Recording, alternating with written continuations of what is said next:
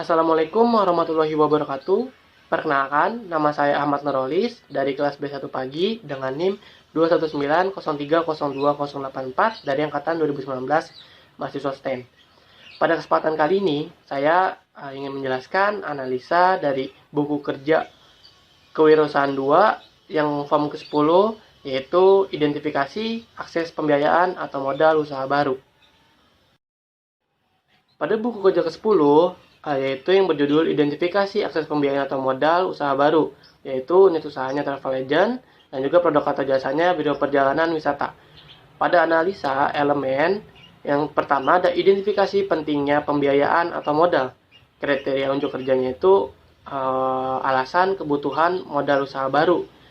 Diidentifikasi pada usaha travel agent, alasan usaha baru perlu modal itu pertama ada tantangan cash flow dan juga penanaman modal. Yang kriteria unjuk kerja 2, sumber-sumber modal itu berasal dari modal personal dapat mencakupi dana pribadi pendiri, teman dan keluarga, atau sumber bootstrapping, yaitu cara menghindari kebutuhan pembiayaan atau pendanaan eksternal ketika kreativitas, kecerdikan, penghematan, pemotongan biaya, atau cara apapun yang diperlukan. Selanjutnya ada kriteria unjuk kerja yang ketiga, yaitu potensi peningkatan pendanaan. Ini dapat mencakupi creative sources atau sumber-sumber kreatif. Pada elemen kedua, yaitu identifikasi sumber-sumber pembiayaan ekuitas. Kriteria unjuk kerjanya, yang pertama ada business angel. Business angel ini mempunyai karakteristik, yaitu mereka berinvestasi sesuai dengan kelayakan proyek dengan harapan keuntungan di masa depan. Selanjutnya ada KUK yang kedua, yaitu jenis venture capital, dapat mencakupi berdasarkan cara pemberian bantuan atau single tier approach atau two tier approach. Yang kriteria unjuk kerja 3 yaitu ada initial public offering atau IPO, dapat mencakupi monitoring, pengakuan investor dan perubahan modal. Dan pada elemen ketiga yaitu identifikasi pembiayaan pinjaman. KUK yang pertama ada bank komersial. Ini mencakupi bank tertarik pada perusahaan yang memiliki arus kas yang kuat, leverage rendah, keuangan yang diaudit, manajemen yang baik, dan neraca yang sehat. Selanjutnya ada SBA Guaranteed Loan. Dapat mencakupi atau berkarakteristik yaitu program SBA yang paling terkenal tersedia untuk usaha kecil atau KUR. Dan selanjutnya ada pinjaman jaminan SBA dapat digunakan untuk hampir semua tujuan bisnis yang sah. Selanjutnya, kriteria unjuk kerja sumber-sumber pinjaman lain. Itu dapat mencakupi teman dan keluarga dan juga kartu kredit yang digunakan secara secukupnya.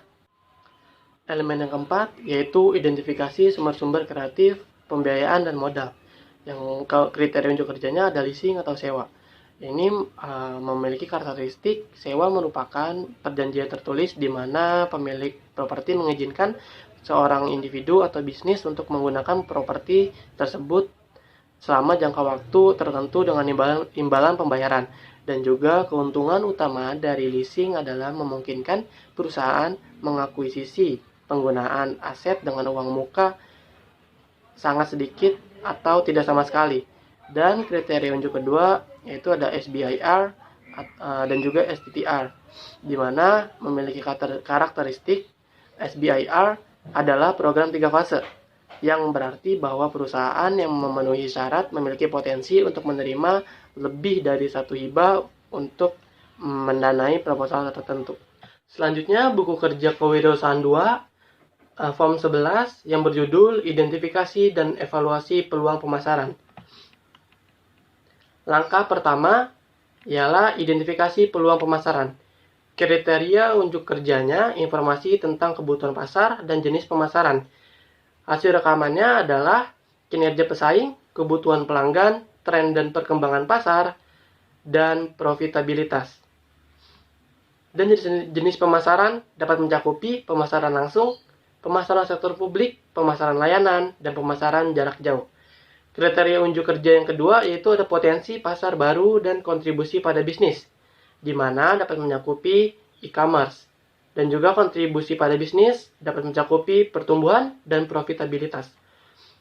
Kriteria unjuk kerja yang ketiga, yaitu ada pendekatan kewirausahaan inovatif dan ide kreatif, di mana hasil rekamannya dapat mencakupi functional approach atau penjualan, pembelian, pengangkutan, penyimpanan, pembelanjaan, penanggungan risiko, standarisasi, pengumpulan informasi pasar.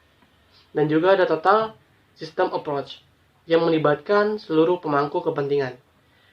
Pada langkah kedua atau elemen kedua, investigasi peluang pemasaran, di mana kriteria unjuk kerjanya ada peluang pemasaran yang dapat mencakupi penetrasi pasar, menjual lebih banyak kepada pelanggan yang ada, meningkatkan pangsa pasar dalam segmen yang ada, dan membuat orang membeli jasa pengembangan bisnis setiap memulai usaha. Dan juga ada pengembangan pasar, di mana menjual kepada pelanggan baru bisa menjadi pelanggan baru di luar negeri atau pelanggan baru di segmen baru.